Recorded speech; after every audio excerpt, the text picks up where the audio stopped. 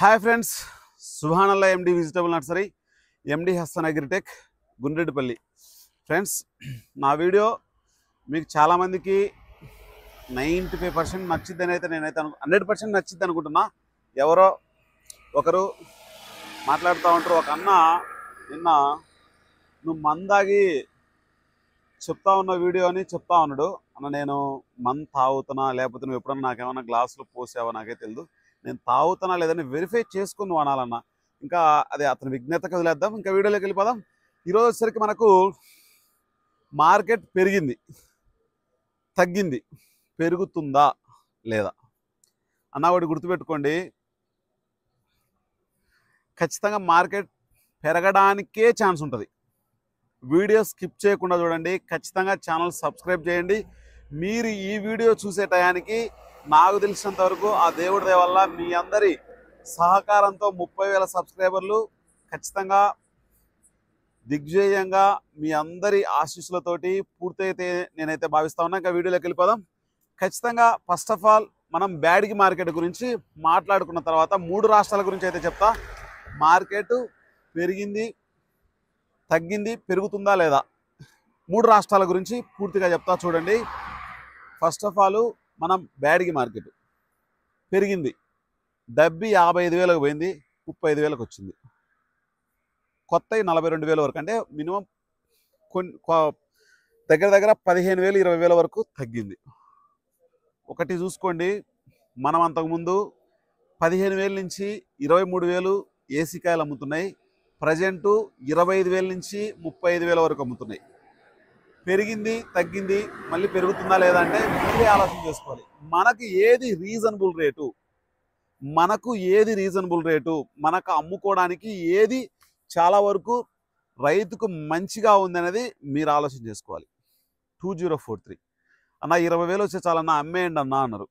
చాలా వరకు చాలామంది మనోళ్ళు 10,000 నుంచి 15,000 అమ్మితే టాప్ అనుకునేవాళ్ళు. 10,000 నుంచి 15,000. అటువంటిది ఇప్పుడు ప్రజెంటు 10,000 నుంచి 22,000 ఉంది ఇప్పుడు. కానీ 10,000 నుంచి 20,000 నుంచి 34,000 వరకు వెళ్ళింది.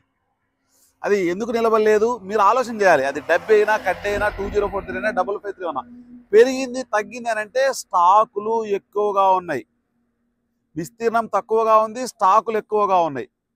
అమ్మడానికి సెల్లింగ్ ప్రెజర్, అమ్మడానికి రైతులు కానీ వ్యాపారస్తులు కానీ ముందుకు వస్తున్నప్పుడు సరుకు తీసుకోవాలనుకున్నాడు, సరుకు చాలా వస్తుంది కదా ఉద్దేశంతో తక్కువగా అడగాలనే ఉద్దేశంతో ఖచ్చితంగా వస్తాడు. 30,000 బస్తాలు పెడుతున్న బ్యాడ్గి మార్కెట్లో 80,000 నుంచి 1,00,000 బస్తాలు పెడితే మార్కెట్ తగ్గక ఏమవుతుందన్న చెప్పండి. అంటే పెట్టడానికి ఖచ్చితంగా మంచి టైమింగ్లోనే పెడతా ఉన్నారు. కానీ వాళ్ళల్లో ఇవ్వనోళ్ళు ఎంతమంది, ఇచ్చేవాళ్ళు ఎంతమంది, సెల్లింగ్ ప్రెజర్ అనేది ఎక్కువ కనిపిస్తూ ఉంది. దానికి అనుగుణంగా నేను చెప్తున్న మాటలు ఒకటి గుర్తుపెట్టుకోండి అన్న. ఖచ్చితంగా మార్కెట్ రావడానికి 100% ఇది రీజనబుల్ రేటు. అది డబ్బి అయినా, కడ్డీ అయినా, 2043 అయినా. కడ్డీ విషయానికి వస్తే అది కూడా 15,000 కానించి 22,000 23,000 వరకు ములుగుతూ ఉంది. అటువంటిది అది కూడా 40,000 వరకు టచ్ అయింది, మళ్ళీ తగ్గింది, అది 32,000 వరకు వచ్చింది. ఓకే, మనకు 10,000 మార్జిన్ పెరిగింది కదా, అమ్ముకోవాలనే ఆలోచన ఖచ్చితంగా ప్రతి రైతులో ఉండాలన్నా. అన్న ఒకటి గుర్తుపెట్టుకోండి, మార్కెట్ పెరగకపోవడానికి కారణం సిఎఫ్లు, బిఎఫ్లు. ఈ సంవత్సరం కాయలైతే కాదు, సిఎఫ్లు, బిఎఫ్లు 2023 2024 విపరీతంగా ఏసీల్లో ఉండడం, అవి తీసుకొచ్చి అడ్డం పెట్టడం. అడ్డం అంటే సాధారణంగా ప్రతి రైతుకు ఆశ ఉంటుంది, ఖచ్చితంగా మార్కెట్ పెరిగిద్దనే ఆలోచనతో విపరీతంగా తీసుకొస్తా ఉన్నారు, రకరకాలుగా నడుస్తూ ఉంది. అది 2043 400కి వెళ్తుందేమనుకున్నారు, అది వెళ్ళలేదు. ఇంకా 5531 విషయానికి వచ్చేసరికి 5531 మనకు 10,000 దగ్గర నుంచి 13,500 14,000 టాప్ అనుకున్నారు, 18,000కి వెళ్ళింది.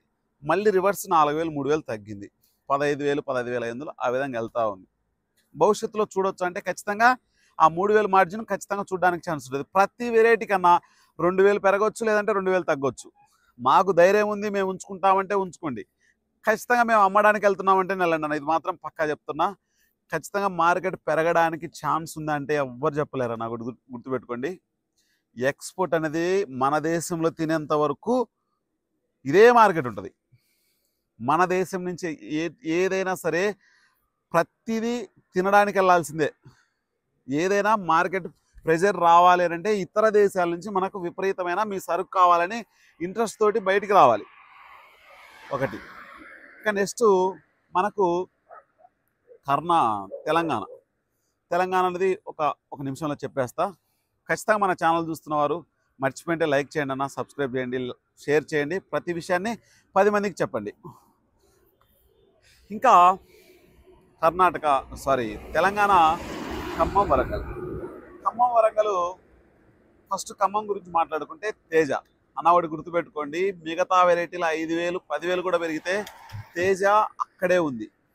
మార్కెట్ పెరగలేదని అంటే గుర్తుపెట్టుకోండి, ఏదైనా కార్యానికి వెళ్తుంది, కార్యానికి వెళ్ళాల్సిందే, ఏదైనా కార్యానికి వాడాల్సిందే. గుర్తుపెట్టుకోండి, కార్యానికి కావాల్సిన వ్యక్తి మాత్రమే. వీళ్ళల్లో చాలామంది ఉంటారు అన్న, ఎక్స్పోర్ట్ చేసే వాళ్ళు ఉంటారు, స్టాక్ పెట్టే వాళ్ళు ఉంటారు. స్టాక్ పెట్టేవాడు మిరపకాయలు కొంటే చాలా వరకు మార్కెట్ ప్రభావితం కొంచెం వరకు చేయగలుగుతాడు. అదే ఎక్స్పోర్ట్ చేసేవాడు ఖచ్చితంగా మార్కెట్ పెరగడానికి, ఖచ్చితంగా మార్కెట్లో డిమాండ్ ఉందంటే ఎక్స్పోర్ట్ అతను కొంటేనే ఖచ్చితంగా డిమాండ్ పెరిగింది. గుర్తుపెట్టుకోండి, స్టాకిస్ట్ కొంటే మార్కెట్ డిమాండ్ వచ్చే అవకాశం చాలా, అది మొన్నటి మధ్య ఉంటుంది.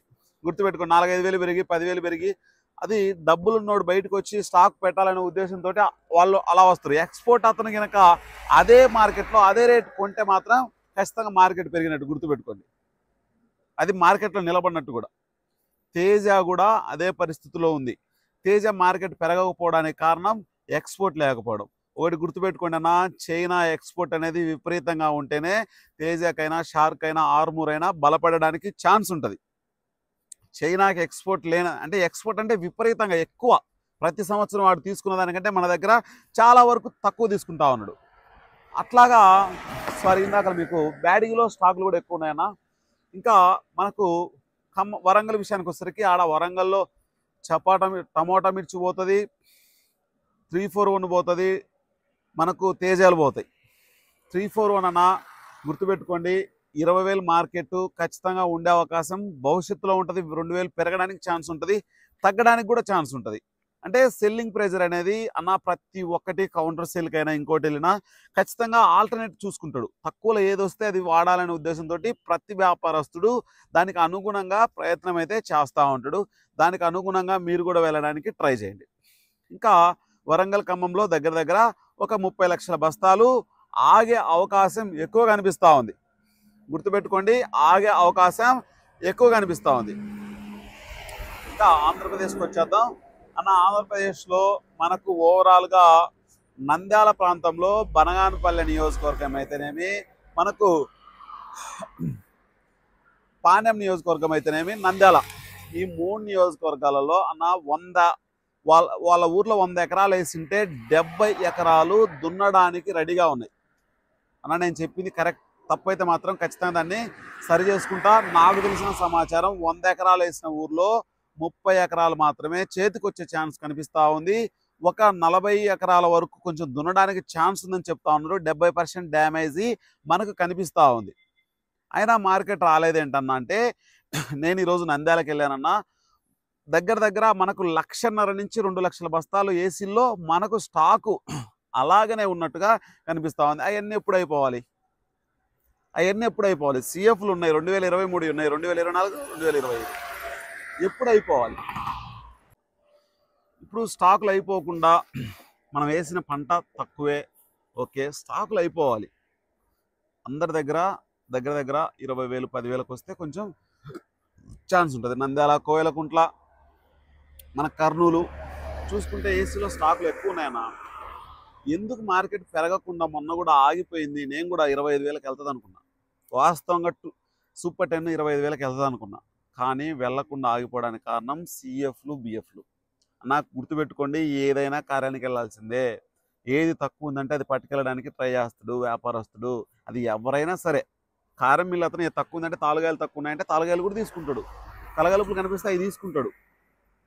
కొన్ని కలిపేస్తాడు కారానికి, కారం టేస్ట్ అయ్యి వస్తే వాళ్ళ కాడ రకరకాలు ఉంటాయన్న. ఒకటి గుర్తుపెట్టుకోండి, మార్కెట్ డిమాండ్ ఉండాలంటే ఎక్స్పోర్ట్ ఉండాలి.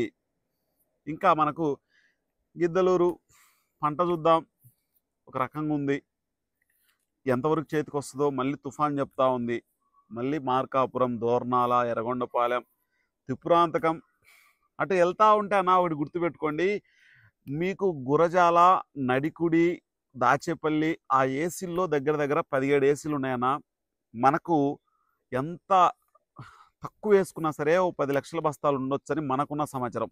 ఆ పల్నాడు ఆ ప్రాంతాల్లో 10 లక్షల బస్తాలు ఉంటే ఎప్పుడైపోవాలన్నా చెప్పండి, మీరు చెప్పండి. మార్కెట్ గిరాకు ఉందంటే 50,000 బస్తాలు పెడుతున్నాడు, అమ్మడానికి రైతు వస్తున్నాడు, కొనేవాడు ముందుకు రావట్లే మళ్ళీ. ఎందుకంటే మార్కెట్ వాళ్ళకి అవసరం లేదు.